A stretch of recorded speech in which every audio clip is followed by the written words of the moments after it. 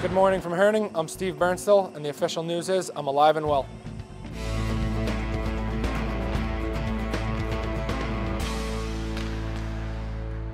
And it is Saturday morning, and it's a little brisk and a little chilly here. As you can see, we've moved into the practice rink in Herning. The Sheffield Steelers are on the ice already. 10 o'clock local time, 9 o'clock back home in Sheffield. A couple of things to report overnight. Head coach Ryan Finnerty did give John DeCaro the option of having this morning's practice session off. He's a little bit concerned with DeCaro playing 3 games in 3 days, but he gives his starting goalie as much rest as possible.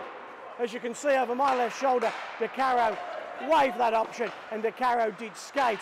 As you saw in our opening sequence, Steve Bernstill is getting better with every hour. He's fighting fit, had a good night's sleep, had more food last night and this morning. Bernstill out on the ice. I don't think we have any concerns there.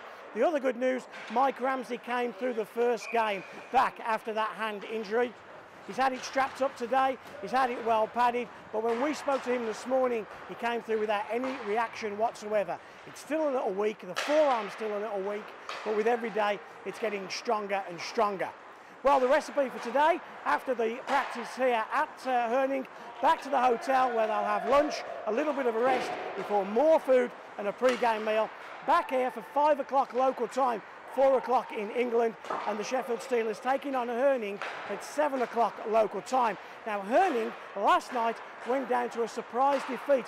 3-1 the Hungarian champions beat them. That third goal coming with an empty net goal. Ashley Tate and Ryan Finnerty, amongst many of the other Sheffield Steelers players, already came down for that game as well, just to get a bit of a preview of the Herning side. So all going well here at Herning. Before we leave you today though, we caught up with the man who had that magical moment yesterday out of his sickbed to score the Steelers' first goal, Steve Bernstill. This is what he had to say just before morning skate. Steve, back at the rink. Feels like we live here at the moment, but an important skate before an important game tonight. Yeah, it's a big one. I mean, I thought we played well last night. Thought maybe we could have got the win. Bounces didn't really go our way, but what are you going to do? We got a point, so get 2 wins and then hope that we get a little bit of luck and maybe we move on in this tournament. This should take you back 36 hours. You haven't been well. You were the story, if you like, of the first day of the trip, but then a fairy tale start in that game for you. Yeah, I just got a good bounce and came out to me, and I was able to bury it in kind of an empty net. So it was lucky, but it's nice to get a goal. It's nice to finally put one on the board. So. Talk us through the game as a whole, because when the Sheffield Steelers went 2-0 up, it looked like we were in control. But fair play to the Italians, they battled back hard, didn't they? Yeah, they did. They're a good team. They were big, strong, and pretty fast. So I thought both teams played well.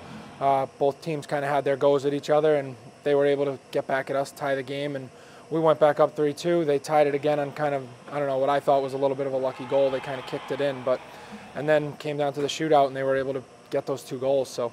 Before we came away, the story was Rod Sarich and the Sheffield Steelers going from 5 to 4 defensemen. Yeah. You coped with 4 yesterday. Can you go 3 days, though, with 4 defensemen?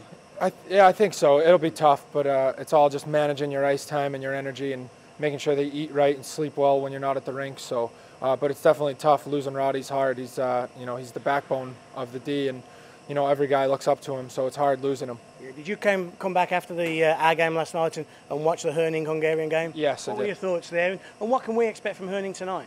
Both teams looked very good. They both looked fast. The Hungarian team looked big and strong. They kind of looked like they just maybe willed themselves to win that game. Herning's a good team. I don't think they had their best game last night. I think maybe they were a little tired, but I think they're going to come out hard tonight, and I know they're going to want to win tonight's game. Highlights of tonight's game between the Sheffield Steelers and the Herning Blue Fox will be on Steelers TV from first thing on Sunday morning, so make sure you tune in for that.